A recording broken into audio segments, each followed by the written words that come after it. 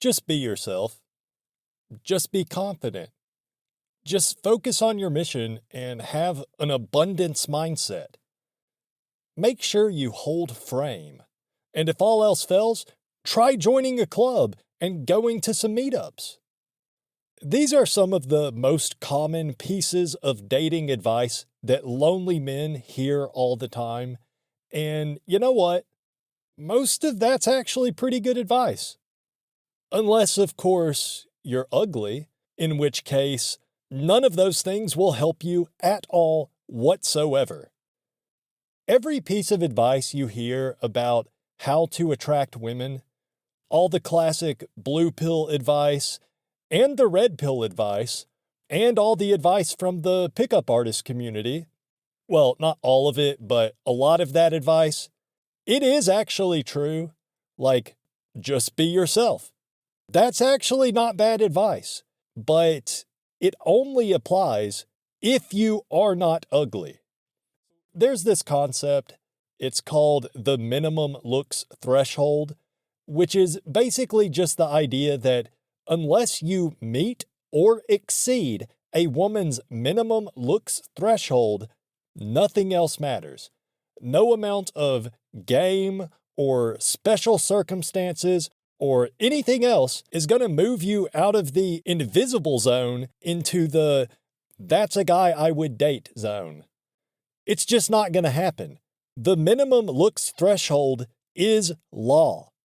And stick around because I actually created a simple visual guide to help you understand the minimum looks threshold concept. So we'll look at that in just a minute.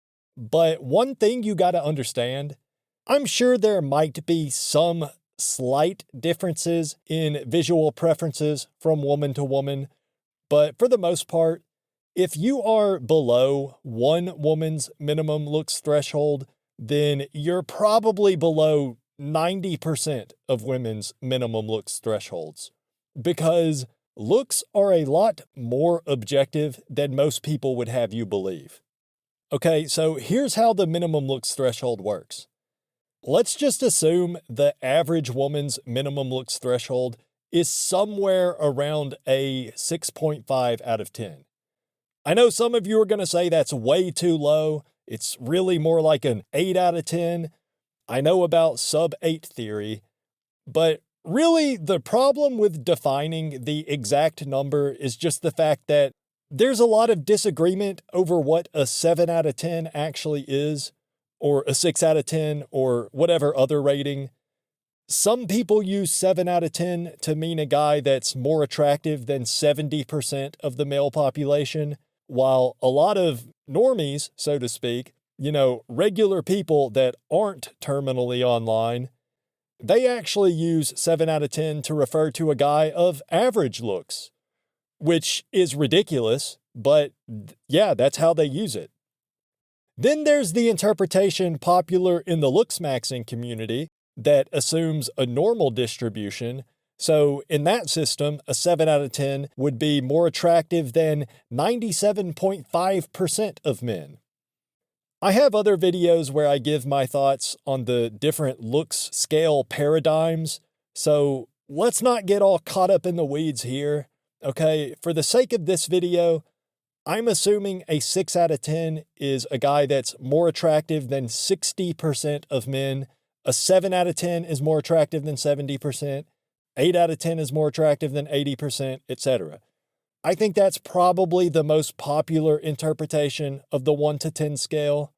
That's fine if you use a different system. The general concept is the same. So if you use a different system, my visual guide and everything I'm saying in this video about the minimum looks threshold is still true, okay? So don't worry about that, but just wanted to clarify that, okay? So yeah, with that out of the way, let's assume the average woman's minimum looks threshold begins at a 6.5 out of 10. So to even have a chance at getting with a woman, you have to be more attractive than 65% of men in her dating pool. And by that, I mean, I'm not counting elderly men in this. Okay, when I talk about in her dating pool, A 6.5 out of 10 means you are more attractive than 65% of men that are in the age bracket that an average woman of a given age would consider dating. Because if you include the elderly, there's so many freaking elderly men alive today, it just throws everything off. Even I would probably be more attractive than 65% of men if you include nursing home residents in the calculation. But let's say a woman's minimum looks threshold starts at 6.5. So if you're anything below a 6.5, you're just shit out of luck. There is literally nothing you can do. It's over. You have no chance. You are almost definitely never getting any. Maybe you could beta bucks for a 39-year-old single mother. Psych, you can't even do that. This is the it's over zone. Now, you might be able to looks max your way up to that minimum looks threshold if you're kind of on the borderline. That might be possible. But this is called the minimum looks threshold for a reason. It's called that because it is quite literally the minimum threshold of looks that you must meet or exceed as a man in order for a woman to find you attractive. Okay? Simple enough. I'm sure you all understand what I'm saying. I probably over-explained the concept a bit, but there's actually a little bit more to it. So I wanted to make sure that everybody understands the basic concept before we move on. Okay, so you must meet or exceed this minimum threshold, but the threshold isn't really just a line. It's not a discrete point. It's actually an interval. And this is important, so pay attention. Okay, because within this interval, this is the game zone. All that red pill advice, pickup artist advice, like negging, holding frame, talking in a deep voice or whatever, all that advice, it only applies if your looks rating falls within this interval. If you are below this interval, then it's over. None of that advice matters because you're just not good looking enough.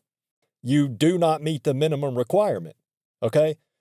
But within this interval, it's still very unlikely for you to have any success. You have to actually have good game, or maybe you could get lucky, but generally, you're gonna have to have game if you want to get a girlfriend or get some action or whatever, if your looks are within this interval. Now, on my guide, I have the interval from 6.5 to 7. I don't want to focus too much on the exact numbers here. I know it is a rather small interval, so I'm pretty sure I got that part right. Or maybe you disagree and you think that the game zone is really big, like from a 6.5 all the way up to, I don't know, like 8.5. I'm not worried about getting it exactly right for this video. I'm just trying to illustrate the concept for now, but feel free to argue about it in the comments. Okay, so moving on. Beyond the game zone, you get into basically Chad territory, where if you're this good looking, it's kind of like the it's over zone in that none of the classic advice applies to you. But the reason that advice doesn't apply to you is because if you're in this zone, you don't need advice. Women just throw themselves at you. It's easy. No effort required. So I call this the no effort required zone. Again, some of you are going to argue that this zone doesn't start till 8 or 9 out of 10, and that might be true. I'm just illustrating the overall framework here because this is a legitimate model of how most women view men and how they consider their dating prospects. So you could shift these zones around or maybe stretch the game zone interval or even shrink it or whatever to make this more closely reflect reality if you disagree with these numbers. But the concept is the same. The concept holds true no matter what. Women do have a minimum looks threshold that you must either meet or exceed if you want to have any chance of not being celibate involuntarily. And there is some interval, the game zone, where if you are in that zone, then you can attract women, but it won't necessarily be easy. There's going to be some convincing required, some sort of negotiations, essentially. Or in other words, you're going to have game. Then beyond that interval, you're golden. Okay, you don't even have to try if you're in the no effort required zone. All right, so that's the basic framework of how this whole minimum looks threshold thing works. All right, so a couple things to note. Obviously, not every woman on the planet is exactly the same. Okay, this might be controversial to some of you, but women are people. They are human beings. They have some differences between them in terms of preferences. So not literally every woman has the same exact minimum looks threshold. However, with that said, I think for the vast majority of women, it is going to be pretty similar. So I think as a mental model, it makes enough sense to just assume that the minimum looks threshold is the same for all of them, because your chances of finding a woman with a minimum looks threshold all the way down around like 3 or 4, I think that's just so astronomically rare, it's not even really worth considering. Now, on the flip side, you might think it would be the case that all the highly attractive women of the world, the Stacys, so to speak, would have a much higher minimum looks threshold than less attractive women. But even that, I don't think is true.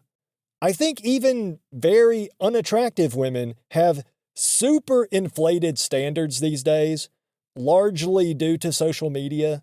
So I really think the most accurate model here is just to consider it like virtually every woman has the same exact minimum looks threshold. And like I said, you might disagree with the exact placement of each of the elements on this model where I put them, but I do strongly believe that an accurate placement of the minimum looks threshold, it's got to be at least above a 6 out of 10. It's definitely above average because you can just look around you. It's pretty clear that average-looking guys are not getting any action these days. It's just not happening. So the minimum looks threshold is somewhere above 5 for sure. I think it's probably around 6.5, but it could be higher.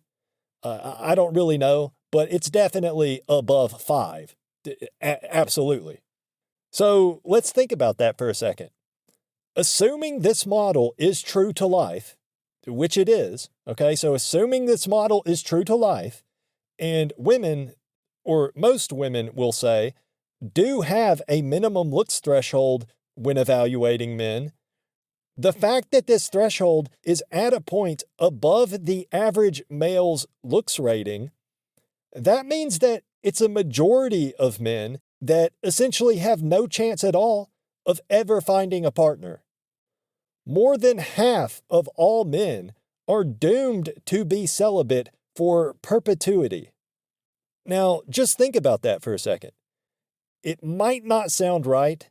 I mean, it just seems like that would be unsustainable on a societal level, but I do think it's true. I think it just sounds exaggerated because I think the minimum looks threshold has probably seen rapid inflation over the past 15 years or so, ever since the invention and the mass adoption of smartphones. So 15 to 20 years ago, I would be willing to bet that the minimum looks threshold at that time was actually in a sustainable place, probably starting around a 4 out of 10, if I had to guess. And I'd also venture to guess the game zone was a whole lot larger. The upper end of the game zone was probably the same as it is now, but it just started at a much lower rating. So that's why all this seemingly useless dating advice is so common, because it actually did used to be applicable to a large portion of the male population. But now it's only applicable to a very small number of men. And I think this makes a lot of sense. It explains how boomers like my dad were able to reproduce, and it explains how society hasn't completely collapsed already, although obviously we are headed in that direction, in the direction of total societal collapse, because the minimum looks threshold as it stands today is way too high. It's really not sustainable. And in order to be sustainable, it needs to start somewhere lower than a 5. Or maybe it would work out if the proportions of male to women was less even. So if there was a shortage of men, essentially, then maybe in that case, the minimum looks threshold just wouldn't really matter at that point. And I think that probably was the case for a large part of human history. Due to wars and everything, men went to war and died while women stayed relatively safe at home. But the current situation it can't be sustainable, because if this is true and the average woman does have a minimum looks threshold as high as a 6.5 or even a 7 or an 8 out of 10, then that means very few men are going to be able to reproduce from this point forward. And if men cannot reproduce, modern video games and adult entertainment and all that can help satiate a man's desires, or, it kind of neuters us really, but that's not going to work in the long run. A man that cannot reproduce, generally speaking, is a man with nothing to live for. And it's a dangerous situation when the majority of men in a society are all unable to reproduce. That's what do they call it? It's a powder keg. That is a highly volatile state of affairs. But I don't have any solutions. I'm not smart enough for that.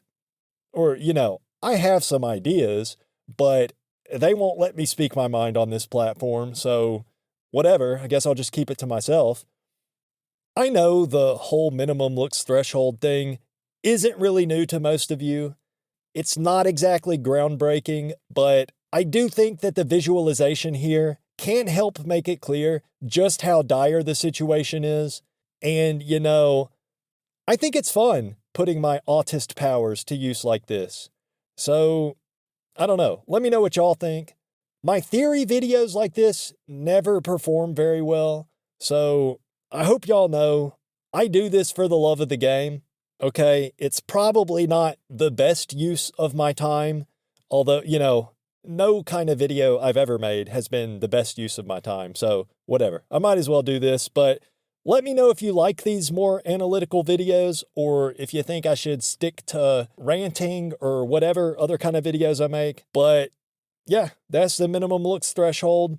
It's not very fair. And another thing I wanted to mention, actually, I do want to say, I think that most men also kind of have a minimum looks threshold, but, well, maybe that's a topic for another video, because it definitely, you wouldn't even really call it a minimum looks threshold because it works a whole lot differently for men. But yeah, that's all I got for today. Thank you for watching.